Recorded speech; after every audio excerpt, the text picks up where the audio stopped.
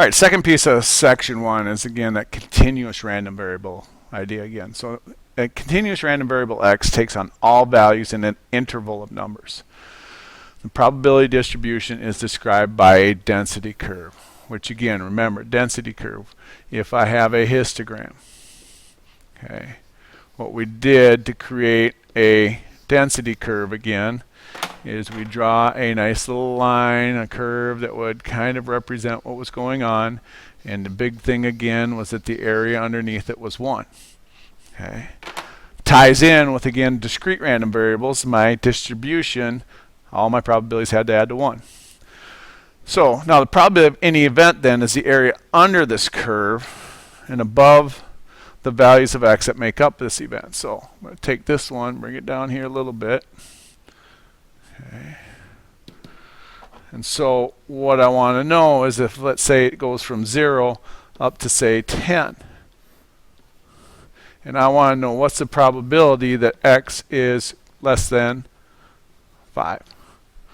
So what I would do is look for the area under this curve. Now, that's a calc thing that people can do that. But again, sorry, but that's the thing that calculus kids can do. The piece that we understand how to do this, and like I mentioned in the last one, is this is going to be a situation where the density curve, we know how to find area underneath is for the normal curve. Okay. So in many cases, discrete random variables come from counting something. So again, we've got to understand the difference between the two. For instance, the number of siblings that you may have. Yeah, I know sometimes that if I start listing them out, somebody might have, say, like 22. I don't want to list them all the way out, but we might talk about my distribution, say, hey, 7 or more. Okay? But a continuous situation arises from measuring something. Okay? For instance, height. Well, yeah, you're 6 foot, you're 5'11". Well, I could keep breaking it down into smaller and smaller units. Okay? Time to run a mile. I could keep breaking it down into smaller and smaller units. Okay, so those things that could actually be broken down into smaller units all the time. Okay, so there's an example. The book says we are dealing with the heights of young women. Okay, young women have a distribution that's normally distributed.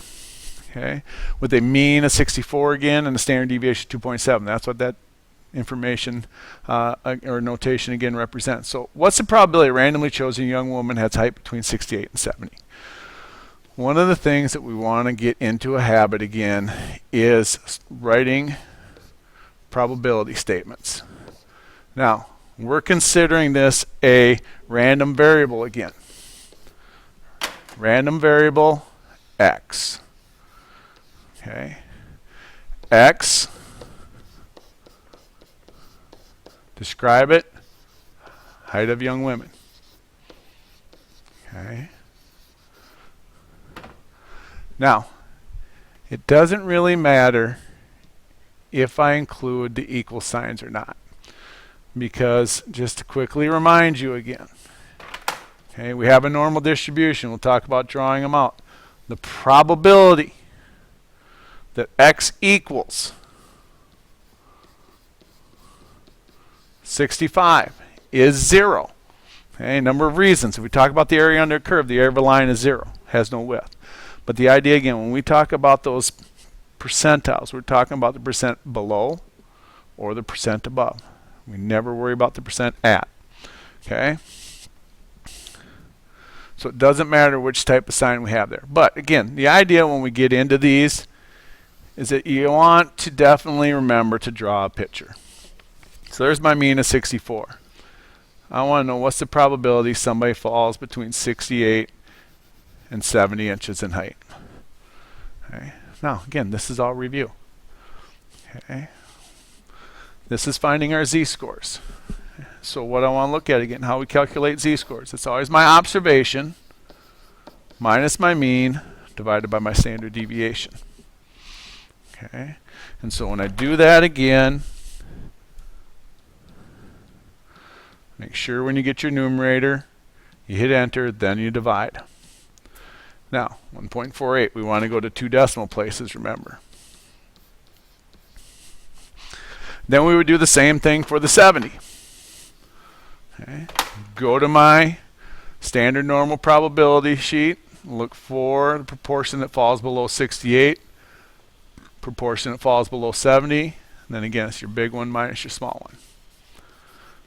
Now I'm also going to show you, because I know we know how to do that, how we can use the calculator to do these things. Okay, if you go second variables or second vars, okay,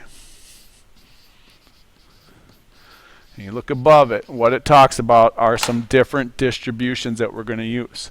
Okay, we have normal PDF and normal CDF. PDF, and we'll get into that more later, is probability distribution function.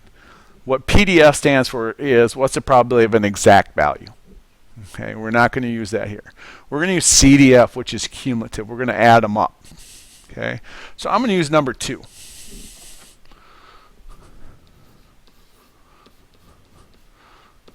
Normal CDF. All right. Now, whenever there's those parentheses again, I have to enter in some numbers. And what we're going to enter in is my minimum value, my maximum value, my mean, and my standard deviation. Okay. So my minimum value here is 68. Okay. When we talk min and max, that's the range of values that we're going between. Comma. Up to 70. Mean 64. Standard deviation 2.7. Okay. So about 0.0561. Okay. Now, the only reason I'm going to say that is I know we all are probably pretty good with our z-scores and stuff, and we will from time to time still write out everything. Okay, but to make some of our work quicker, we're going to do it this way. So about 5% of women, 5.6% of women have heights between 68 and 70 inches. Okay. All right.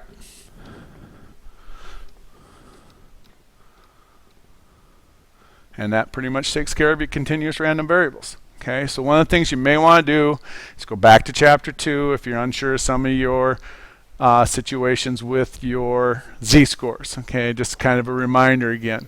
When we look them up, if I'm looking for the area below, we actually use that value for p. Okay, like we just did. If I'm looking for the area in between, this is going to be my smaller proportion. This is going to be my bigger proportion. So we take the bigger minus the smaller. If we have that situation where we're looking for the area above, and again, when you look in the table, it's always a proportion below. So what I want again is 1 minus that proportion.